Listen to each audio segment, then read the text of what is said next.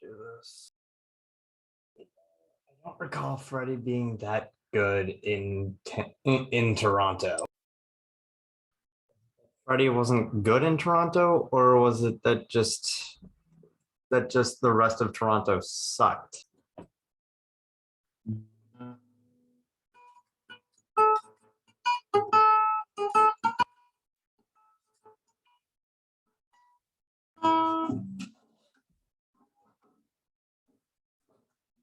Fuck you. Bruins lose 6-0 against the freaking Carolina Hurricanes.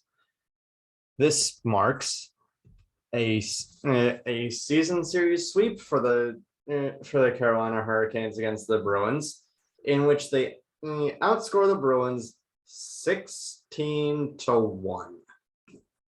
And I guess freaking start with what happened before this game. Tuukka Rask officially retired, and honestly, this game kind of, if I can say anything about this game, it is the perfect microcosm as to why this team never won a cup with Tuukka. Because thanks to the really bad hit, thanks to Sidney Crosby fucking up Patrice Bergeron's head, and Brad Marchand and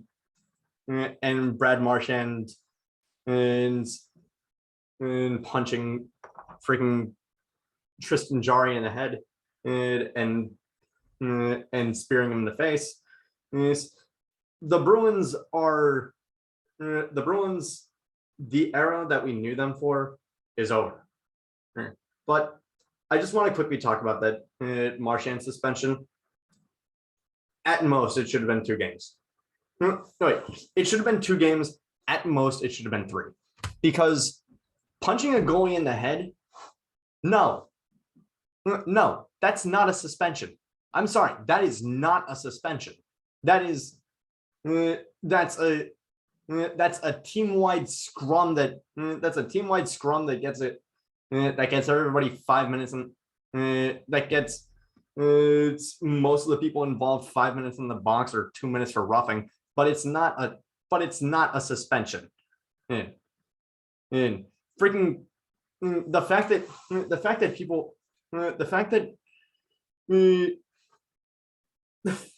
I mean, spearing Tristan Jarry in the face, that is the thing that I think was overboard and should have been a suspension. Rightfully so. It was a bad. It wasn't classy of Marchand to do that. But punching a goalie, that's fine. It's hockey. It's hockey. It's hockey. It's the one game. It's the one game in which fighting people is met with little to no circumstances. Freaking, what is it? You punch someone in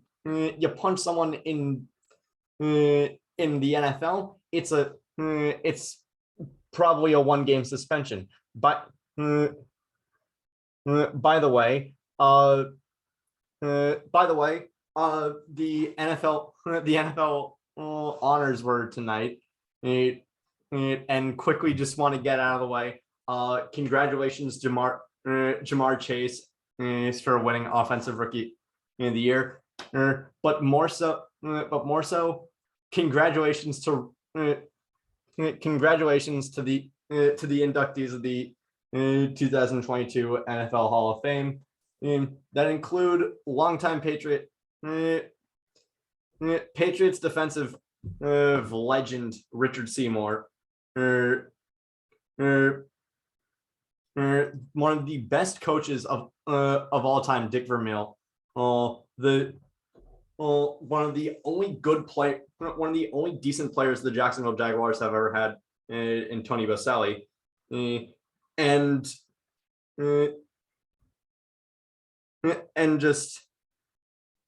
honestly, there was a what is it? I just saw a clip on Twitter of freaking who is it? Keegan Michael Key at the honors, joking about how Patrick Mahomes looked at a picture of Joe Burrow and was so enamored by it that he forgot how to throw a football in the second half, which, that's very fair. That's very fair. I too would forget how to throw a football if I had to compete with Joe fucking Shiesty. But that's beside. But we are getting way too off. We are getting way too off topic here. Oh my god! This started with fighting. You punch someone in the NFL, that's like a 1-game suspension. You start a scrum in baseball, you're probably getting suspended a few games. You start a scrum in the NBA, you're getting fined, suspended, and if you're lucky, you get malice at the palace. By the way, I am still of the opinion that if Mike Milbury can climb into the stands and beat a fan with his own shoe, and beat a fan with that fan's own and beat a fan with his own shoe, and that's seen as blooper material, then Malice at the Palace should not be considered the worst night in NBA history. But yeah, that happens. Fighting, you just get a 5-minute timeout. So yeah, you don't get suspended for punching someone. Marchand did not deserve a suspension for punching someone. He deserved a suspension for spearing Jari in the face. Yeah, and 6 games, that was entirely based on reputation. It's the same reason why the refs don't call anything for Nazem Kadri. It's the same reason why refs don't make many calls for Nazem Kadri anymore. The dude's kind of a goon, so he's gonna fucking goon, and I don't mean the fucking kink. Not gonna make this sexual. Anyway, shit, I haven't gotten to the game. Bruins freaking recall Jack Studnicka and Tyler Lewington and assign Oscar Steen back to the NHL. Yep. Well, you ever, what is it? You ever, to me, this kind of felt like playing those times where, you ever play like a turn-based RPG like Pokemon or something like that, and your party's all different levels, and you spend a bunch of time trying to level up this one character, and then all of a sudden he's like better than all the rest of your characters. Yeah, that was Steam for the bottom 6, and now they're trying to level grind on Studnicka. The problem is you don't put Studnicka with Frederick and Foligno and expect he's gonna be great. With how fragmented the game, with how fragmented the freaking roster was tonight, he should have been on the second line with DeBrusque and Smith, not on the third line. And by the way, why did they start that line from the beginning? And why is it Forberg and Clifton? Also, Earl Vakanainen being out for the extensive period of time that he's been out. Fuck you, Yanni Gord. Earl Vakanainen being out for that long has sort of just reminded me of how much I don't like Connor Clifton. But but to be honest, he was the least. He was the least of our worries for the team. For the team, bring the entire defense just shit the bed. Just Brandon Carl. I have dogged on him for so long, and for a little while, I was like, maybe I'm getting a little bit too. Maybe I'm being a little bit too hard on him, and then he puts up a game like this, and I see so many other people on Twitter saying, yeah, Carlos sucks, and I'm like, maybe I'm not insane. And yes, I still do think that the Bruins should have traded Carlo for Hanifin in 2020, but I have to remember. I almost forgot that Charlie McAvoy got a beautiful clean hit on Sebastian Aho. And Tony D'Angelo decided to fuck around and find out. And boy, did he find out! McAvoy just put him to the ground, and Jack Edwards was like, well, I guess you can't make a clean hit on the open ice anymore. And to be honest, that's kind of is a lot of people would immediately dismiss it as just he's such a homer. But like, you see this all the time. Like clean hits are being so many clean hits are being called freaking dirty by are being misconstrued as dirty by the other players. I know you gotta stick up for your team, but freaking it's a hit like that on Aho is not worth starting a fight over, especially because Aho ended up getting 2 goals in this game. And you're not gonna but you get to the second they're up 4-0 by the end of the second period, and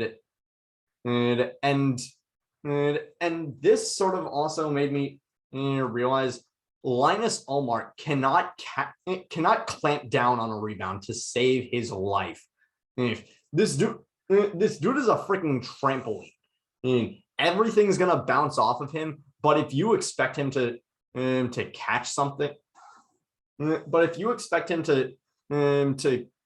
catch something and keep it still, you're out of your goddamn tree.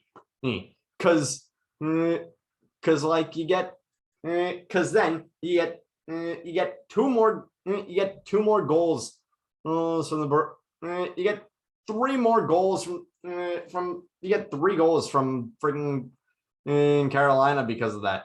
Andrei Svechnikov getting a nice capitalizing off of an errant clearing attempt from the and being able to score from the circles because for the love of God, Linus Ullmark cannot fall on a puck. Look, freaking Brett Pesce getting a wide open shot from the circles because Ullmark cannot clamp down on a puck. Look, Sebastian Aho getting winning a net front squabble and getting and shoving it in for the 5th freaking goal of the game because Linus Ullmark cannot clamp down on a goddamn puck. Look, this freaking this team is just. But what I was saying was this game was so emblematic as to why the Bruins never won a cup with Tuukka, because it just showed to me that because this was like the perfect game to prove to me that that Don Sweeney's roster building is built entirely off of just make sure Bergeron, Pastrnak, and Bergeron, Marchand, and Pastrnak are all in the lineup, and we'll be fine. We'll be a-okay with that. No, no, and we found out tonight. You take those three out. You take the two of those three out of the lineup, and you get nothing. You got a bomb ass team. You get. I'm not surprised that Hall, Howland, and Pastrnak couldn't get a freaking goal tonight. I'm not surprised about any of it. I'm just the only thing that is surprising at this point is that Don Sweeney still has a job, and I know that so many Bruins fans are going to be echoing the same thing, and so I'm going to sound like just a small voice in a crowd of people saying the same thing. Doesn't mean that I'm not right. Don's the patchwork roster management and on the bottom six is just awful, and this is almost worth making my own an era wasted video about, and I probably will at some point in the near future, maybe on I was going to say on President's Day, but then I realized that the Bruins are playing the Avalanche on President's Day. Great, we're gonna get fucked again. But that is, I've got nothing else for tonight, except for I hope to God that Matt Grzelcyk is okay. He skated right into Andrei Svechnikov's shoulder, and he jerked it back and just bonked and fell to the ice, and he did not return for the third period. I hope he's okay, and I hope that this team finds a fucking identity. And it was fucking a hockey fights cancer night in TD Garden. Yeah, you're fighting cancer, and we appreciate that. We appreciate that so much. You're not seriously fighting for a fucking playoff spot, though. Even though you're like, what, 7 points ahead of the Red Wings, who's like ninth in the conference, and therefore you don't really have you have a little bit of a cushion so that you don't need to worry.